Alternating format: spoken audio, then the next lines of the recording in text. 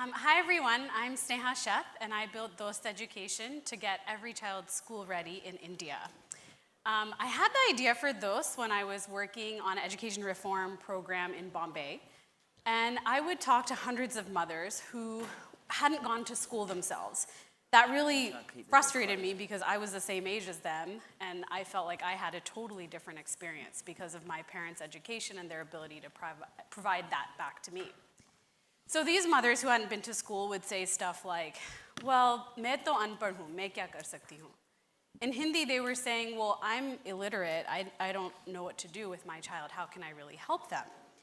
And that really, again, angered me because I knew that parents don't have to be educated to have a transformative role in their child's development and then their life. That's also proven by neuroscience, if you don't just feel like that resonates on its own, because neuroscience tells us that it's really simple things, like talking, singing, and playing with toddlers every day that boosts their brain and prepares them for school and lifelong success. So decades of research now are showing us that when kids have access to early learning experiences at home, they not only have better academic outcomes, but they also have better income earnings and other great outcomes as adults. But there are 150 million mothers in India who didn't go to school and want to break their kids out of this cycle of illiteracy. So that's where Dost comes in. This is a different slide deck than I expected. So I just told you guys about this. Dost means friend in Hindi and multiple other languages. And we're that reliable friend to moms who want to know how to do a simple tip or activity with their child that day that'll boost their brain and get them school ready. Once a parent signs up, which is as simple as dialing our phone number, they receive a daily 1-minute audio message through a phone call. We call them phone casts because it's kind of like listening to a short podcast on your phone. The learning topics cover things from early learning, everything in early learning, from cognitive development to social emotional skills, and even practical positive parenting strategies. How do you get your child to actually listen to you, right? Those are some of the basics that we cover. We worked with Stanford to make sure the content is really evidence-based, but we think the reason why moms really love the content is because of how easy it is to implement. So here's one of the favorite messages that moms love. We tell them to make the size of their rotis that night for dinner in different sizes. And by doing that, they're teaching their kids a basic pre-numeracy math concept. We've been able to serve 30,000 mothers in the last 2 years. And as a nonprofit, we've built this to be a really low-cost model. It costs us $3 per family per year to deliver this school readiness program. Now, we're partnering with large state governments and other NGOs to bring Dost into many communities. We also are building a smartphone platform that'll enable that growth, and that'll meet some of our new users' needs, which result in needing a smartphone audiovisual experience. We plan to raise $1.5 million, and that will enable us to both build the platform as well as reach 500,000 families by 2020. Now, a note on our revenue model: why did we structure ourselves as a nonprofit? Well, that's because to really design for the lowest literacy family, we needed to be able to use tech that they had access to and build a model that was really low cost. If we had gotten equity-based funding, we would have been pushed to design something for a higher income user. Now, the good news is, though, that all level of income parents love listening to podcasts and love really easy audiovisual experiences to promote early learning every day at home. So in our smartphone app, we're going to have the option to have premium products available, and we do anticipate being 80% financially sustainable by 2020. I think all of us here know that parents are our first teacher. We have been, as a team, really motivated to support these families. We've been funded by Y Combinator, the Malago Foundation, and others to start this work. But we're really jazzed to kind of take it to the next level.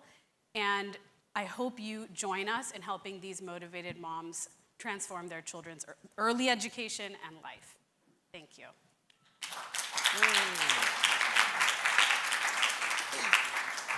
questions from judges? Go. Hi. Can you tell us how you're going to evaluate the success of this approach? The success of the approach. How will you evaluate it? Yeah, that's a great question. So luckily, there's already a lot of research out there that supports the content approach and the behavioral nudges approach. So there's research that shows when you SMS or support parents on a daily basis during that early learning phase, their kids have better literacy outcomes in first grade, they stay in school longer, and so on. So we've already modeled the program off of research that shows this works. The second piece for us, though, is making sure that users are using the program, they're actually engaged every day, and we have really high results with that. And then the final step on how to evaluate, is it really, really what we're looking for, is to measure grade 1 outcomes for kids, right? So that's a little more of an expensive effort. It's going to take us time, and we're hoping to put together kind of a proposal for funders that would be excited to fund that type of expensive effort. Thanks so much for your work. I know we're all really excited about this untapped student body. Can you help me understand, though, so is it a voicemail that is being delivered and that they check their voicemail, or is it a phone call and the mom has to be in a spot to actually pick up the phone call? Is it a recording? Is it someone on the other line? How's the actual message delivered? That's a good point. So the production process starts as a regular podcast. It's a 1-minute pre-recorded piece of content that's really simple and fun to listen to. The way it gets deployed is we have a software platform that lets us connect the right content to the right user at the time that they requested it. So when we sign up users, they tell us, I want my call during this window. We then push out a regular phone call to them, and they pick up. If they don't pick up, though, they can call back in to listen to it again. We try them, I think 3 times a day usually is the right amount of times to try them. And then we also have an option for them to talk to a counselor live. So if they heard something and they said, oh, I realize that my kid should already be doing this, but my kid isn't doing that. Can I talk to someone about this and work it out? They also have that option.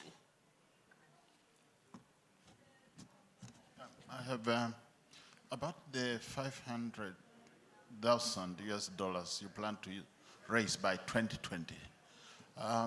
Is this to be realized through the $3 you charge per family, or you are diversifying your resources of revenue? Yeah, like what will the sources actually do? So the resources we're raising today, they're for 2 reasons. One is just direct scale. So that $3 per user actually lets us reach new families, right? But we also need to invest in the actual smartphone platform and the tech, because I think right now it's like 40% of our target users have access to smartphones. So we don't want to be irrelevant to them next year. So we're raising for both of those reasons, to scale and to kind of innovate for what's coming. Yeah. Sorry, to that point. So I'm doing a quick math, but with the $1.5 million to achieve 500,000 people, that's the $3 equation. Well, but, no, yeah. But how are you going to sustain that throughout the year? So I guess today, if I recall correctly, 99% is donations, right? So to achieve this number by 2020, you really have to find other ways to raise money, to earn make revenue. money. Yeah, absolutely. And to reach all those people. Yeah, absolutely. So How that's do you where plan to do that? And again, how you going? How today you reached 30,000. How you are planning to reach the 500,000 by next year? Yeah. Can you keep your answer short, please? Yes. So I will answer the second part of your question, because I think the first one is like, yes, absolutely. We have to have premium offerings. How will we get there? So far, our mothers who join our program get trained to become our sales force. So they go to preschools, they go to other communities where they can onboard lots of families. That's worked really well, but really to get to 500,000, we're partnering with state governments. In India, that is really where the scale is, that is where the breadth is, and that's how we anticipate getting to 500,000 families. Fantastic. Thank you very much, Dost.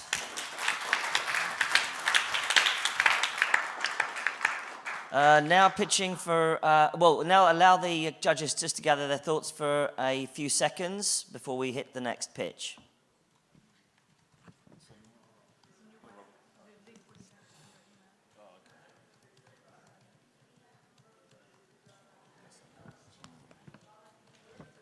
Excuse me, could you keep the door shut at the back, please? Thanks.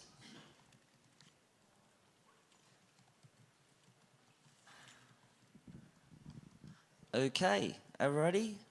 Let's get the next startup up. Come on up. Big hand, please, for EdTech, sorry. 5 minutes. Okay. Morning, everyone. I'm Lamine Barrow from Ivory Coast, and I'm the founder and CEO of EdTech. Why we decided to create EdTech?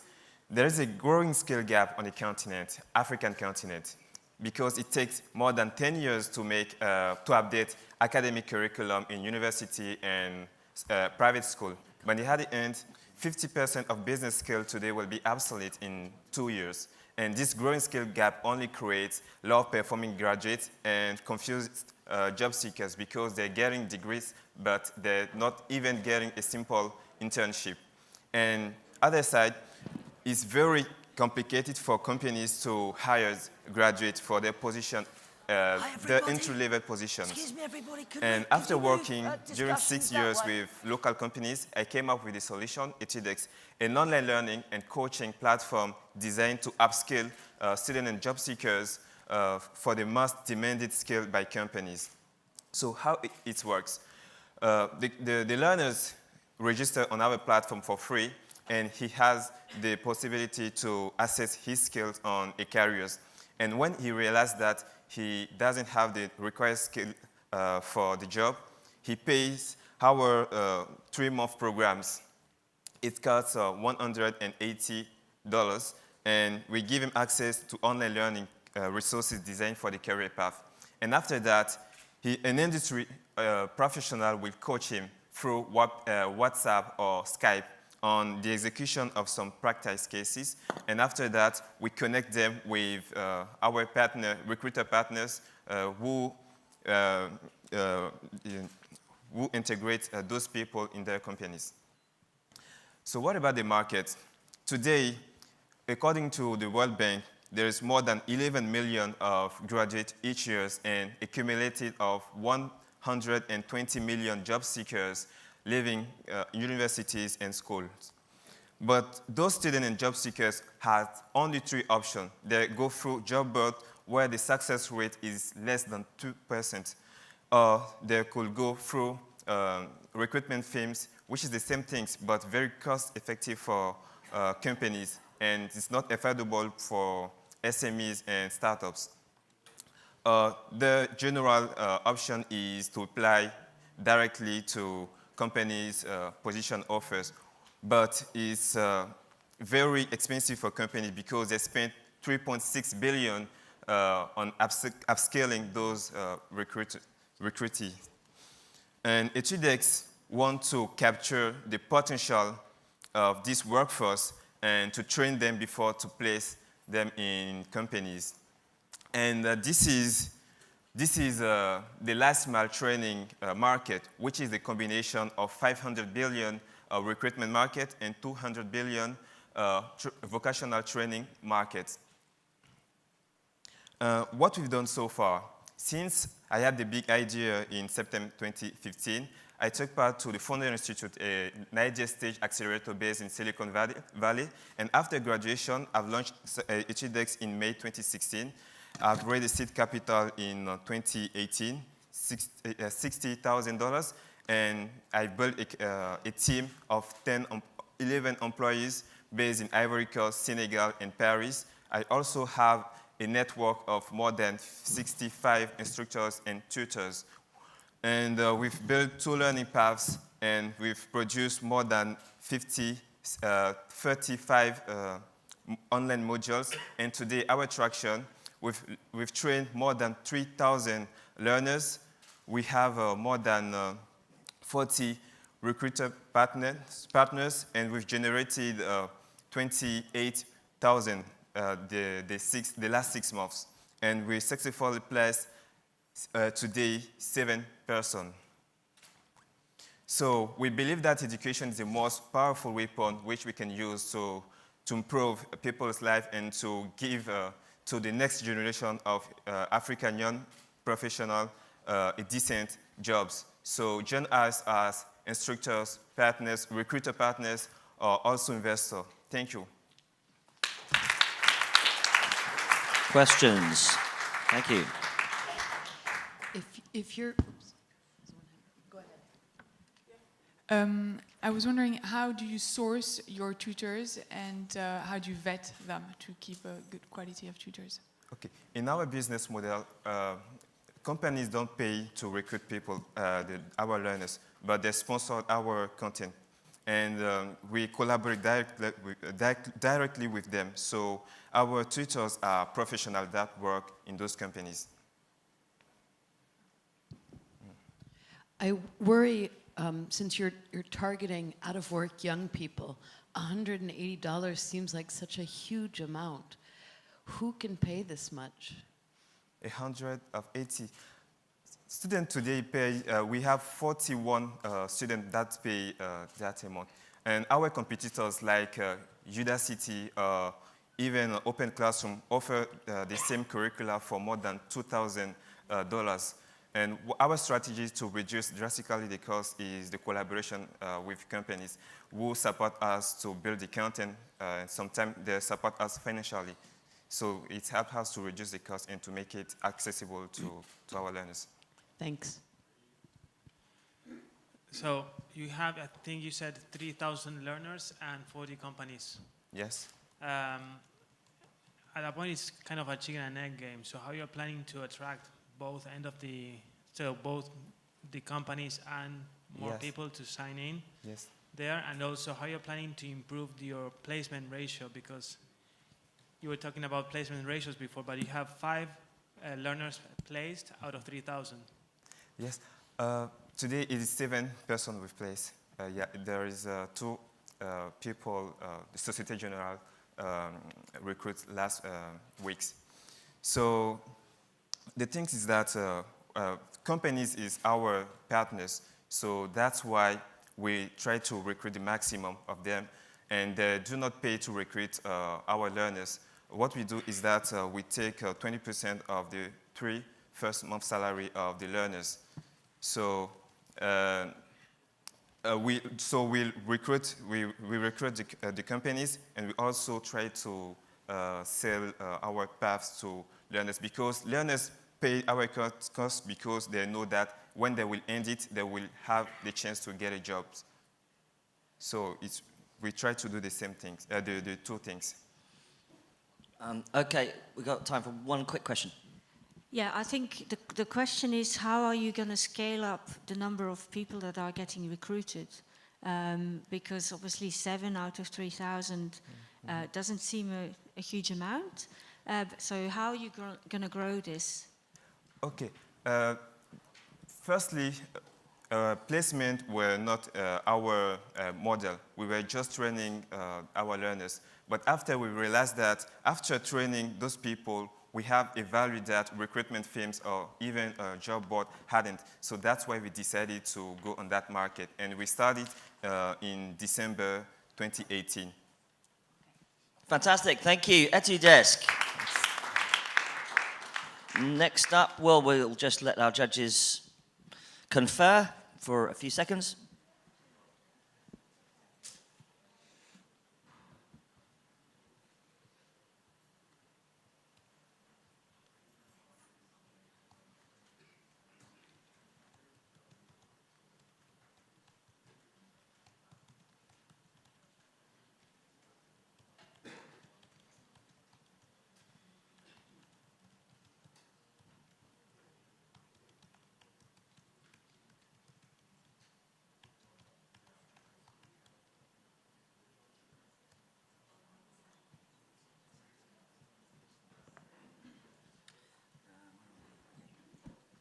Great, okay, thanks very much. And please, big round of applause next up for 5 minutes pitching, Finisi from the UK.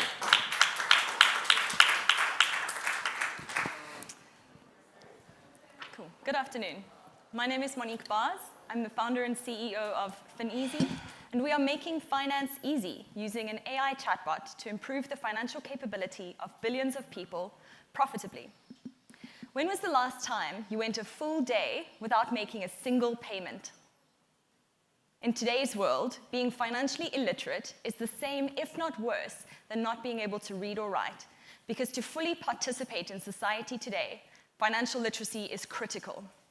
And yet, later studies suggest that there are 3 billion adults around the world who are financially illiterate. They don't understand what basic interest is, yet they're making financial decisions every single day, where one wrong step, a loan shark, a pyramid scheme, a bad investment, and they risk not putting food on the table and not being able to afford healthcare. The stakes are really high, yet finance is hardly taught in schools. Available information is overly complex and boring with equations and terminology, and traditional formats of education simply don't work. We know financial inclusion is important. We know because billions of dollars are being spent every year on access to financial products. But the reality is, there's a really big gap that exists between having access to financial products and financial consumers being able to use these products effectively. Finezi is bridging the gap between financial access and financial usage. Now, to illustrate why Finezi exists, I'd like to share the story of Ruth. Ruth has a goal. In order to achieve that goal, Ruth needs money. And in order to get money, Ruth needs to navigate the complex world of loans. There are some fundamental concepts Ruth needs to understand before she can make this decision. What is interest? What is the difference between a productive and an unproductive loan? What is a credit bureau, and what are the implications for not repaying a loan? There is also a lot of ways that Ruth can go wrong. Loan sharks, the debt cycle, bankruptcy. It's overwhelming. We've pulled together an exceptional team of learning designers, storytellers, and machine learning data scientists to help Ruth navigate these concepts so that she's empowered to make an excellent, informed financial decision. Ruth is able to engage with Finezi's high-quality, bite-sized pieces of content in the same way she chats to a friend on her favorite communication platform every day. We use local storytelling to contextualize the content and drive engagement, personalized learning to maximize the effectiveness of this learning experience for each individual, and we deliver it in a chatbot, which is a powerful, low-cost, measurable, and really scalable education platform. No behavioral change is required. Now, it's clear why this is important for individuals like Ruth, but let's explore the business case behind it. We found a niche within the EdTech business model space where institutions, and specifically financial service providers, have a willingness, ability, and incentive to pay for this education. Right now, they're struggling with high customer acquisition costs, high account dormancy, high default rates, low and declining savings rates, and ultimately, low customer lifetime value. They have a financial incentive to unlock that lifetime value of their customers, to increase it. They also have a regulatory incentive to comply with customer protection policies that are being enforced around the world. Finezi is less than a year old, but we're moving fast. We launched in Ghana in November last year.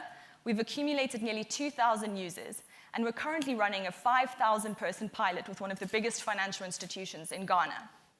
This is giving us an opportunity to test not only the effectiveness of our education through user engagement, progress, understanding, and application, but also the impact on their financial decisions.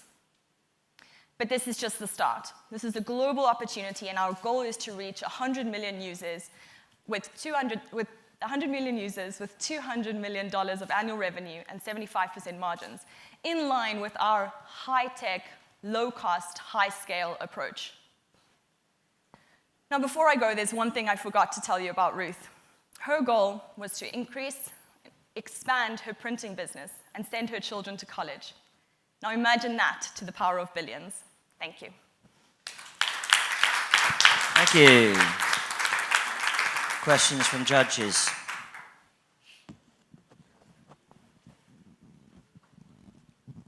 Can you tell us or give us an example of how that chatbot works? Sure. So the chatbot, the starting point from a chatbot is the user opting in to the education experience. Our distribution is through institutions. They give this to their consumers. They opt in. So they say, hi. We then ask a couple of very basic questions. They choose a storyline, and that starts the journey, their learning journey, essentially, or story game journey through our content. So our initial topic is, what is a bank account? So a user, choose a character, find out about the character. The character will experience a bank account for the first time, and then we'll ask the question, do you have a bank account? The individual will say either yes or no in an A, B, C, D, yes, no, I'm not sure. They say yes, we know that they have a bank account, so we're not going to throw tons of content at them yet. We're going to say, that's great, you help your character to understand this concept, and we ask them a question, a challenging assessment question. If they get that correct, they're able to move on to the next topic, progressing through. If they get that incorrect, we know they don't understand this topic. So we have a whole lot of content available to help them understand. Combination of short explanations, long explanations, exercises, examples, and more assessment questions. So it's a linear learning journey that requires mastery to progress, with stories to make it fun and engaging. Great, thank you. Sure. Any other questions? Yeah, go ahead. So probably that lady was smiling before reading what she needed to have to get a loan, but other than that, so your model relies on having banks sponsoring this, right? The question I have is the one that you're piloting now, is the CSR department or is it commercial department? Commercial. So the one we're working with right now is commercial department. So it's been an interesting journey figuring out who to speak to within the banks, right? Because there's a CSR angle, there's a very strong marketing angle, there's a product angle. And what we found are the heads of products are the ones that are the most excited because they're looking for ways. For example, we're speaking to the head of the student accounts with the bank we're currently working with. And they're looking for ways to differentiate their product, add value to their consumers, but also be able to get higher value from their consumers over time. So we're sticking to the product, avoiding CSR as much as possible so that it's more of a sustainable expense for them. And which segment audience are they asking you to target? So we're piloting right now with their student accounts. So students, the student population. It's a really easy entry. Most of them have smartphones. They have data on campus, so it's just a nice starting point. But also they're struggling with this, with their student accounts. They're struggling with dormancy. They're struggling to create the loyalty. But also, if you think about the financial life cycle of an individual, getting that financial education at a university level is the perfect place to start because that's when they can start making good decisions for the rest of their lives. So combination of factors means that's a nice place to start, but they are saying, we want to take this to our financial inclusion accounts, our more general accounts, because the use case is very broad. Fantastic. You've got one more question? About okay, the just a short differentiation. So then, because you are then now having B2B model, and this is a way for your customer to differentiate, yeah. Do they also require that you are only working with them and can't sell to others? So no, not many of them have asked. The ones that have asked, I usually respond by saying, sure, we can have a discussion. It's obviously going to be a whole lot more expensive, and then it reduces the business case from their side. So it's, if you want this to be exclusive maybe for a year, we can discuss it at a high cost. But ultimately, I think the general sense is we need to build up this ecosystem. We need to ready the market for these products. So yeah, the conversation is less about exclusivity and more about we want this for our users. Thank you. Okay, great. Thanks so much. Finisi from the UK. We'll just allow our judges a few seconds to gather their thoughts before the final pitch from this group.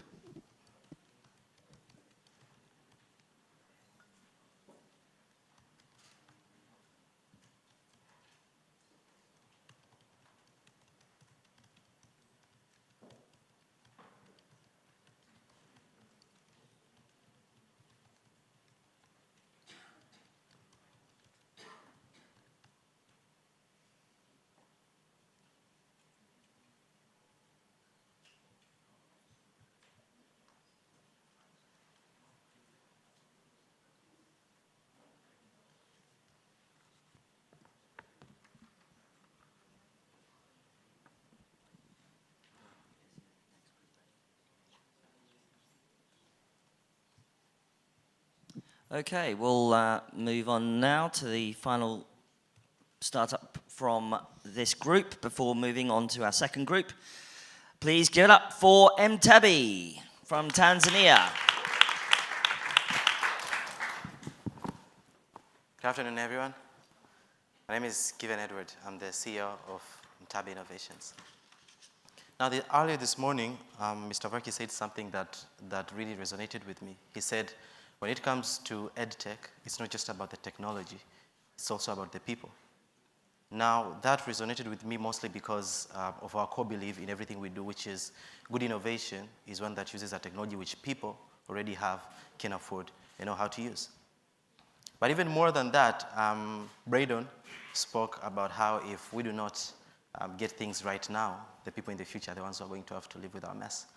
Now, that also resonated with me because if you look at the 2 points, you come to realize that if we are going to get the next billion right, then we need to get Africa right. Because by the year 2050, out of 3 people, 2 of them will be Africans. And so if we aim to really get to the next billion, we have to get Africa right. Now, when you're dealing with Africa, one thing we really have to consider is the people in the sense of internet. Right now, it's only 35% of the continent that has internet, which means if your solution requires internet, by default, you have already cut off at least 65% of the people. But then apart from that, we also need to take into account where these people are at. In Africa, the tertiary penetration rate is only at 8%. That's the amount of people who make it to university, which means we need to go lower. We need to get more people into universities. And this means secondary school students. So how do we do that? Secondary school students in Africa, one of the biggest challenges they have is textbooks. 1 textbook is shared among 10 students, which means these kids, when they're studying, when they're preparing for an exam or for a quiz, they have to struggle a lot. So how do you help such a population? That's where Mtabe comes in. We provide free offline e-learning through SMS and voice. And the way this works is, once a student is doing their self-studies and they're facing a challenge, they can simply message us via SMS and we'll be able to attend to them. Now, the way this works is we use artificial intelligence through natural language processing. That way, we are able to cater to a bigger number of students at the same time, which means that a student does not need to learn a new technology. They don't need to get a new device. They simply message us the same way that they are messaging a friend. So the next question becomes, how efficiency is our platform? When we started, when we rolled this out to test it, at first 50% of the questions that we received were attended to within the first 10 seconds. But then right now, as I'm speaking to you, it's nearly 75% of all the questions that we get that are attended within the first 10 seconds. And the rest within the next 10 minutes. Because whatever we do is not just the system. One of the most important things is involving teachers, which is why all the content that we have in the platform is curated by our teachers who are professionally qualified, and they work with the Educational Authority in Tanzania to create this content. What this means is, once students learn through our platform, they are sure that whatever they get is something that they can use in school, because we not just create it on our own, we also work with the Ministry of Education to make sure that the content is of good quality. Now, we have 2 things here. We have the very latest technology, and then we have the least developed people. So how do you bring these 2 together? This is one of the things we are really proud of, because we have been able to pull that together, to have the latest technology, things like artificial intelligence, work to the people who do not even have internet or smartphone. And that's one thing we are really keen to do well.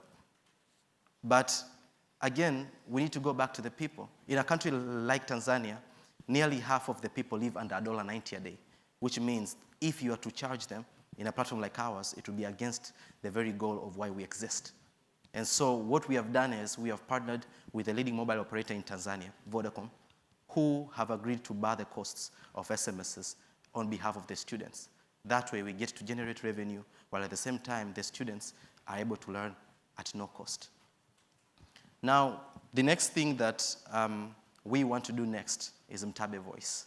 Now, this is really exciting for us because we enable students to get lessons through voice. And all they have to do is simply call a number that we provide to them, and they'll get a guidance on different content that they can learn from. Now, in our workspace, we have an entire year calendar of what students are learning every single day for every single subject. And so because of that, we are able to push to them content that is going to enable them to get better and learn more efficiently. And this will enable them to even excel in their exams, in their quizzes. But even most importantly, we have created these platforms in such a way that it's going to be easy for us to scale into different domains. So things like entrepreneurial training, things like skills that they miss, these are things that we can easily add into the platform and students are going to use at ease. Right now, our next goal is to scale this platform to reach more people, to reach different audiences, and that's why we are very keen to develop partners so that we can work better and reach more people. Thank you. Thank you. I really love the mission of what you're doing. I also understand AI and machine learning and NLP, and I know that they work very badly for voices that are not in the mainstream accent that the data set has been built on. And they work very badly for badly spelled words, which is what most of us get. So how are you doing this? This technology doesn't seem appropriate for what you've... Yeah, so the voice component does not involve AI or NLP. We actually have teachers recording this content in form of audio and then make it accessible to them via IVR so that they can just select the menus of what they want to study. So the AI only works via SMS, and then because of the very challenges you highlighted, the voice part is with our teachers creating that content. So for SMS, most people use abbreviations. Yes, true. And they don't spell the way that a NLP engine expects. And so it's very hard to make that work because those mistakes in spelling or differences are different between every student. So how does this work? Well, that's very true. So what happens is this: once we receive a question that either isn't clear or has got some of those errors, then the question is sent to our teachers. Because we have a team of full-time teachers, around 7, who are always on the system attending to questions that haven't been answered. That's where the 10 minutes comes from. So such questions are directed to teachers who then answer them so that the next time a person asks a question with those kind of errors, the system is able to learn from that and respond to them. What's the percentage of questions that get sent to teachers, actually? 30%. Only 30%? Yeah. So 70% are answered automatically? Yes, and we expect it to get to 95 by November this year. I want to let other questions, but I do wonder when you say AI, what are you actually doing with those questions? Great. So what we do is we tell students to send us questions. Now, we have a vast amount of subjects. We have at least 7 subjects. And then you have to bear in mind, we don't ask students to ask these questions in a specific format, because the aim is to make it conversational. So they simply ask the same way they would ask a friend. A student would ask something like, I need to know the stages of evolution. But another one can just say evolution. So what the natural language processing does, some of them even code mix.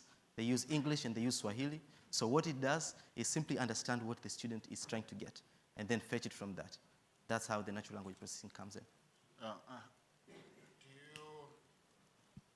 do you handle follow-up questions? Because a student may get an answer that may require clarifications. Have you encountered a situation like that one? Yes, we do. And then one of the things we observed is, on the tech side, we understand how that works. But with students, again, the experience is like a conversation. So they simply message as a follow-up. What we do is we track the series of the questions the student has asked. That way, when they ask a question that needs a follow-up, then you can just pull from their last question and attend to it.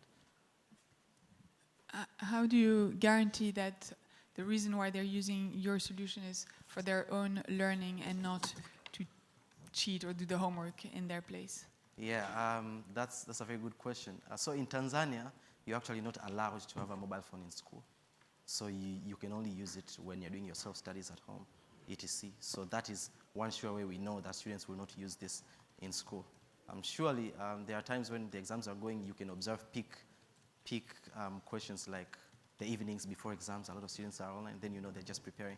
But then students do not use it during classrooms because it is by law required for students to not have phones during exams. Yeah, and this is certainly a very exciting project. Yeah.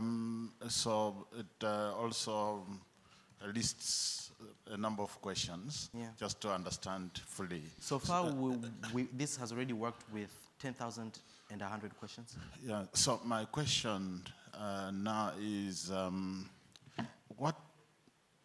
two big challenges have you faced and solved since you started?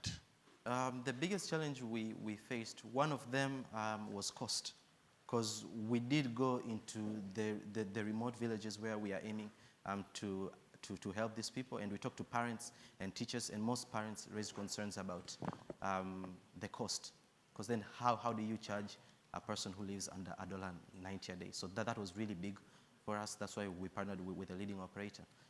The other biggest challenge is, as we were aiming to make this more conversational, we didn't want to make a lot of rules in how the student can use. So things like write your subject space, write the grade space, and then ask your question, because then that would defeat the purpose. So we had to figure a way around to make it so easy for students to just ask a question the same way they would ask a friend. And then, in addition to that, there was also the code mixing, because in Tanzania, people speak English and Swahili, so a student could mix between the two. How do you juggle around that? So those are some of the biggest ones.